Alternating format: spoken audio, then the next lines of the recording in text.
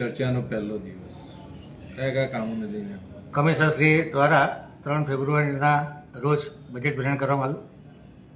કમિશનરશ્રીએ પોતાનું નિવેદન અને બજેટનો જે ઓવરઓલ વ્યૂ હતો એ વ્યૂ આપ્યો. ખાસ કરીને તમામ સ્થાયીના સભ્યોએ કયા કયા પોલિસી આધારિત કયા કયા નવા સેલ બનાવવા છે, કયા કયા મુખ્ય બિંદુઓ છે, એટલે કે કયા કયા કી એચિવમેન્ટ પર આપણે વાત કરવાના છે એની પર પ્રેઝન્ટેશન કરવામાં આવ્યું.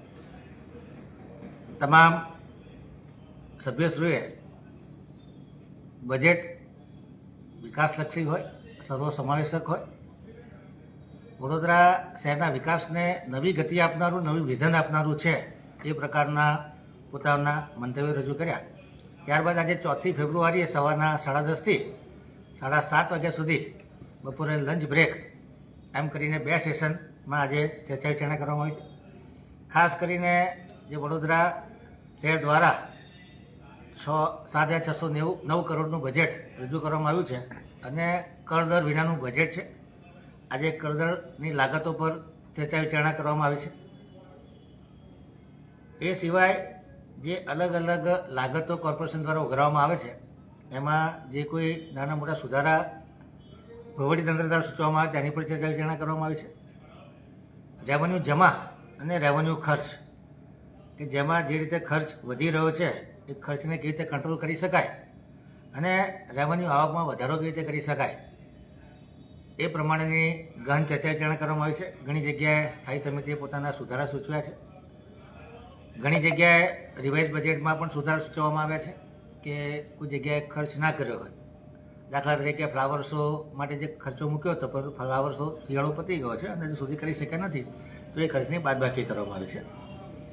એવી રીતે ડોર ટુ ડોરના ખર્ચામાં જે સેકન્ડરી ટ્રાન્સપોર્ટેશન છે, જ્યાં સુધી આરટીએસ અને એમઆરએફની ફેસિલિટી ઊભી ન થાય ત્યાં સુધી સેકન્ડરી ટ્રાન્સપોર્ટનો ખર્ચો આવે તો એ ખર્ચાને આરટીએસના જે ઓએનએમ છે અને એમઆરએફના ઓએનએમ છે એમાં બાદબાકી કરી અને સરભર કરવામાં આવ્યા છે. એટલે કહેવાનો મતલબ કે આજે કરદર, લાગત, રેવન્યુ જમા અને રેવન્યુ ખર્ચ ઉપર ડિટેલ ચર્ચા કરવામાં આવી છે. આવતીકાલે કેપિટલ જમા અને કેપિટલ ખર્ચ અને ગ્રાન્ટ વિશે ચર્ચા કરવામાં આવશે તથા દરેક કાઉન્સિલર પોતપોતાના એરિયાના કામોની પણ ચર્ચા વિચારણા કરવામાં આવશે. ડિસ્કશન ખૂબ સુમેળભર્યા વાતાવરણમાં થઈ રહ્યું છે.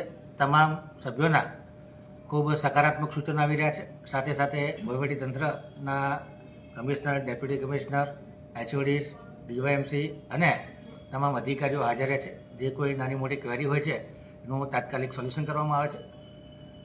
ખૂબ મોટી ક્વેરી હોય કે જેમાં ડિટેલ ચર્ચાની જરૂર હોય તો એ લોકો અલગ લેવલની મિટિંગ કરી અને આવતીકાલે એનું જે પૂર્તિ કરવાની છે એ પણ કરવાના છે. પણ ખૂબ ચીવટપૂર્વક બજેટનો અભ્યાસ થઈ રહ્યો છે. બજેટ આ વખતે મોડું રજૂ થયું છે એટલે થોડું લાંબુ પણ બેસવું પડે છે, થોડી સ્પીડ પણ રાખવી પડે છે અને બજેટ સિવાયની બીજી ચર્ચાઓને બહુ અવકાશ રહેતો નથી.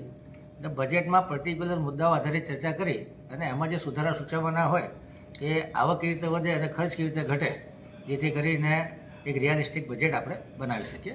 એટલે આજનો દિવસ ખૂબ સકારાત્મક ચર્ચા સાથે પૂર્ણ થયો છે.